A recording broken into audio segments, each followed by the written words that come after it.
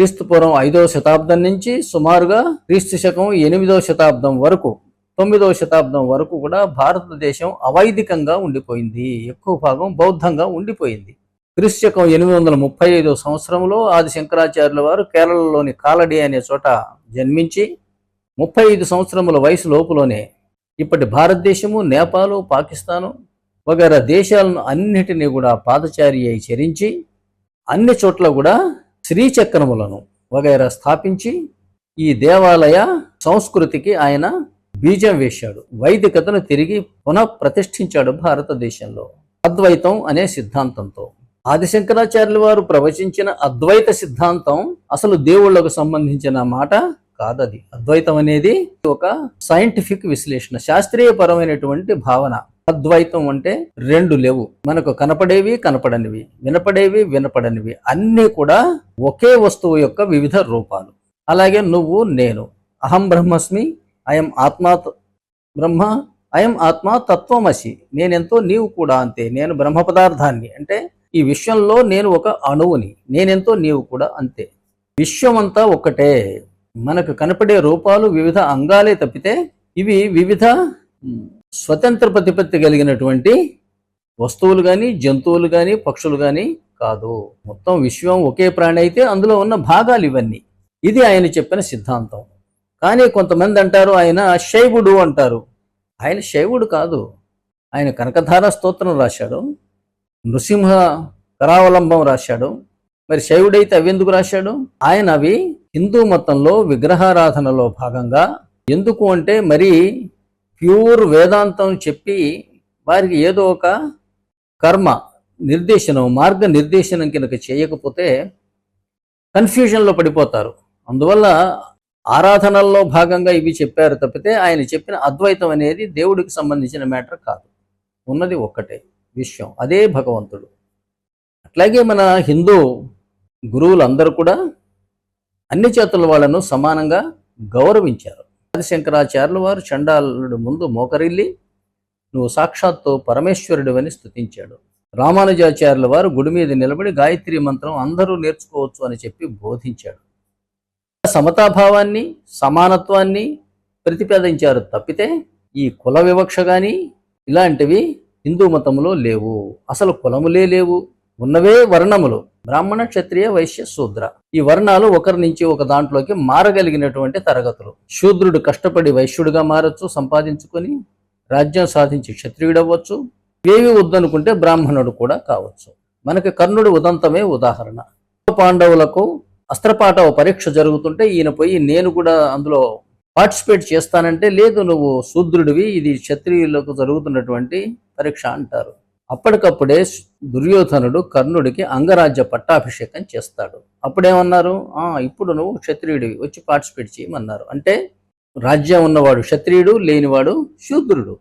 ఈ రోజున దుర్మార్గంగా ఏంటంటే ప్రభుత్వాలు ప్రజలకి కులాలను పుట్టుకతోటే అంటగడుతున్నాయి. వాటిని వదులుకోవటానికి అంగీకరించటం లేదు. కులాల పేరుతో ఇవాళ ఎన్యూమరేషన్ చేస్తున్నారు, జనగణన. కులం పేరుతో రిజర్వేషన్స్, కులం పేరుతో గౌరవం, కులం పేరుతో ఉద్యోగం, ఇలా కులం కులం కులం. ఈ కులాన్ని నిలబెడుతున్నది ఎవరు? రిజిస్టర్ చేస్తున్నది ఎవరు? గుర్తిస్తున్నది ఎవరు అంటే ప్రభుత్వాలు. వివక్షాపూరితమైన భావాలు ప్రజలలో లేవు, ప్రభుత్వం వాటిని పెంచి పోషిస్తున్నది. ఎందుకు అంటే రాజకీయ ప్రయోజనాల కోసం. అసలు ఈ చతుర్వర్ణ వ్యవస్థను సృష్టించిన వాడు క్షత్రియుడు, శ్రీకృష్ణుడు. అందులో బ్రాహ్మణులకు పెట్టినటువంటి జీవన విధానం ఏమిటి?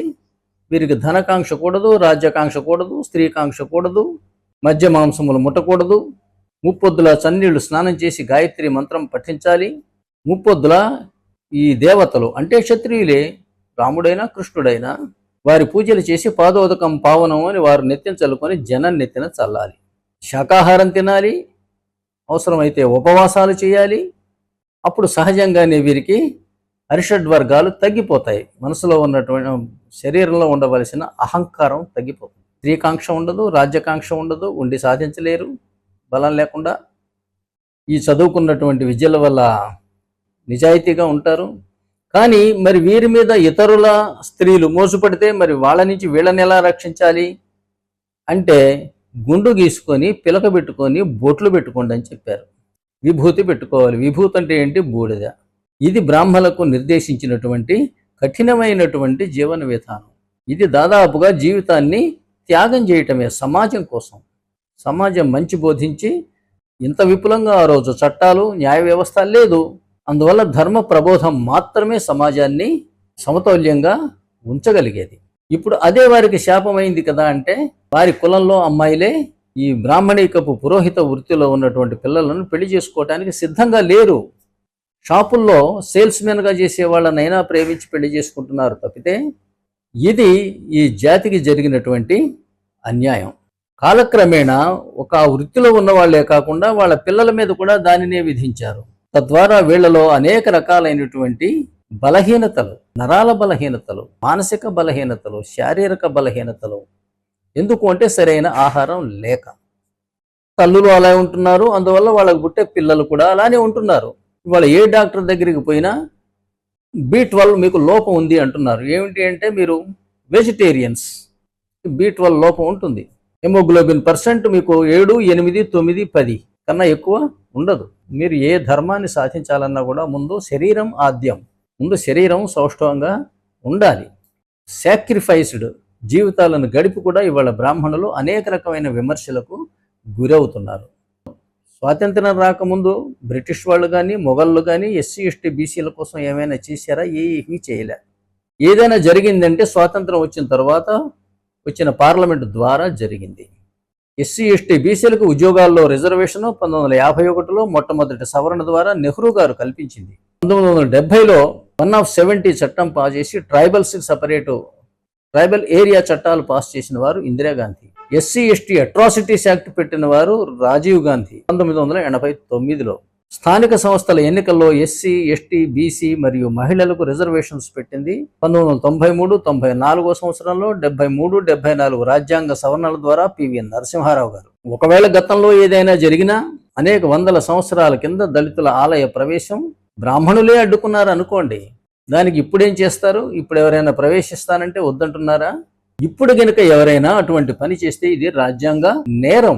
చట్టపరంగా వాళ్ళ మీద చర్యలు తీసుకోవచ్చు. అందువల్ల మనకు 1950 తర్వాత ప్రపంచంలో అత్యుత్తమమైన రాజ్యాంగం అంబేద్కర్ మహాశయుడి ద్వారా లభించిన తరువాత దానిని వినియోగించకుండా, దానిని తెలుసుకోకుండా, దానిని అనుసరించకుండా, తద్వారా న్యాయపరమైన రెమెడీస్ పొందకుండా పాత రాతయుగంలోనట ఇట్లా జరిగిందట.